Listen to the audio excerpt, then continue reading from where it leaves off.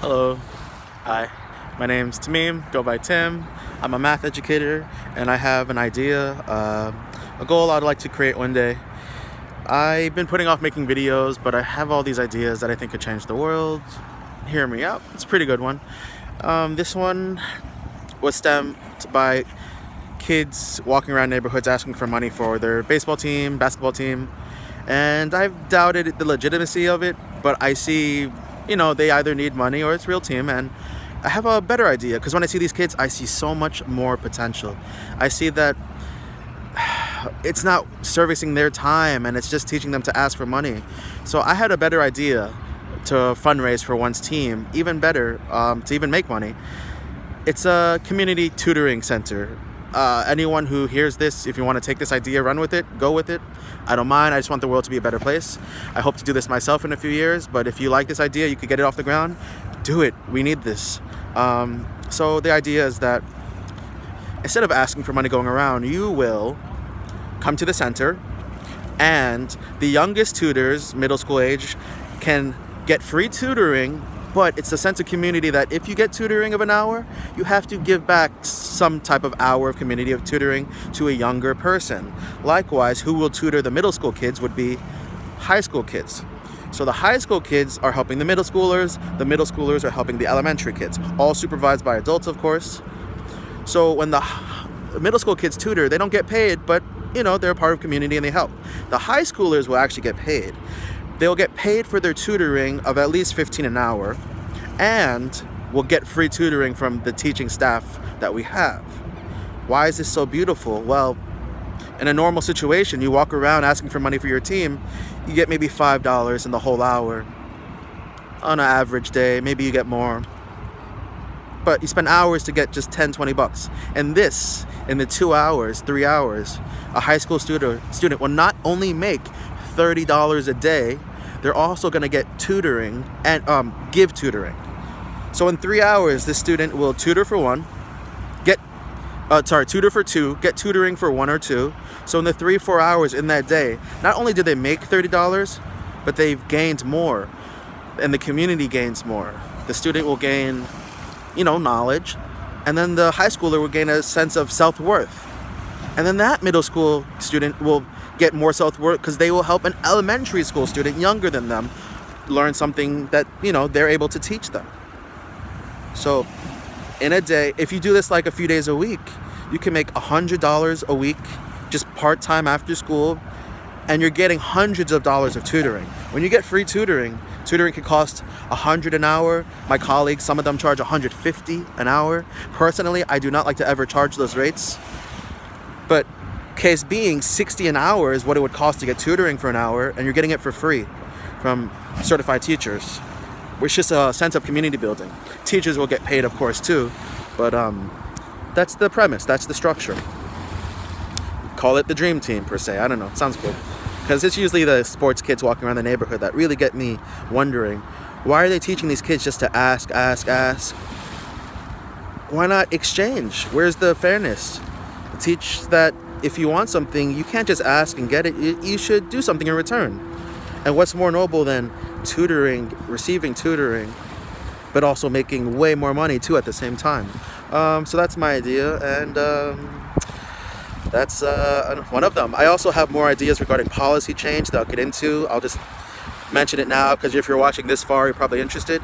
But I feel like classes should be longer. It's been mentioned here and there, but it's huge. If you can make the class just 10 minutes longer, 55 to an hour, students will have less classes in the day. Students can devote more preparation time into a higher quality lesson.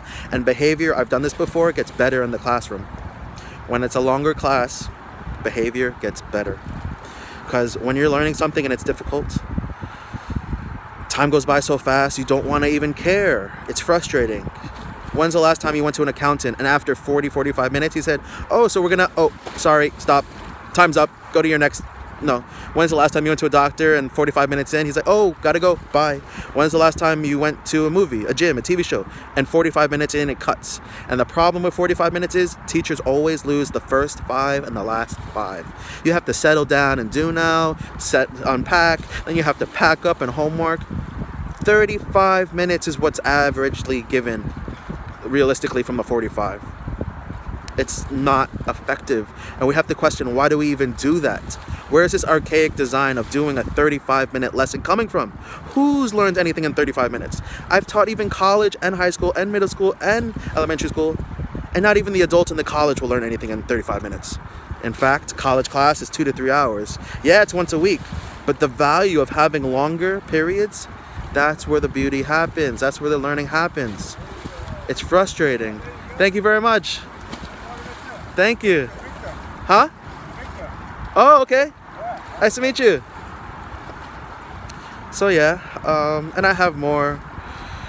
What's another policy that we can enact? 2 teachers to a room, at least 4 new teachers. New teachers should never be alone. You're giving them a license to drive. Why are they in the car by themselves? Just because they have the license doesn't mean they're ready. Honestly, I had no idea how unprepared I was. College doesn't really teach you everything you need to be an effective teacher. So first-year teachers at least should never be in a room alone. Why? It's not effective at all. I learned in my graduate degree that observation, reflection is the key. And I forgot who said it. You probably know. It's a famous quote. What you don't know, or how do you know what you don't know? In other words, if you're teaching by yourself, you don't know the mistakes you're making. You're aware of a lot of them. You feel bad every day. But the ones you're not aware of are even more important. And being alone sets up for not knowing what you're doing wrong. And we as teachers always strive for the best for our kids. And it's frustrating. It's frustrating not to have help. There's something wrong with the mentoring system too. When you're first year teacher, you get a mentor. I'll be honest. My mentor, we're supposed to meet every week. We met 2 or 3 times in the whole year. We should have met 20 every week, 10 a week, 40 times we should have met. We met 3 times. Yeah, 3 times, that's all. 3 30-minute sessions. We should have had 40 hours at least. An hour and a half is all the support I got. I don't blame the teacher. It's the system. It's not set up to have a collaborative sense, a patient sense, and it's just rushing. Okay, I'm gonna stop here. But again, I have about 10 policies. And if we just even enact a few of them, I think it would be huge changes. Okay, my name's Tim, future, I don't know, education policy advisor. It's not that I want to give my ideas, make my ideas. I want to find a team that will get ideas. I know all the best ideas will not be mine. The best ideas will come from other people. But I just want to lead the way, I guess, to cultivate that. Whoever has a good idea, they need to be heard. And we have to press forward with this. Certain educator, chancellors, secretaries, we can say, want more funding for private schools. I'm just gonna stop right there. That's just, ooh, you probably know what I feel about that. So okay, have a nice time. See you in the next video.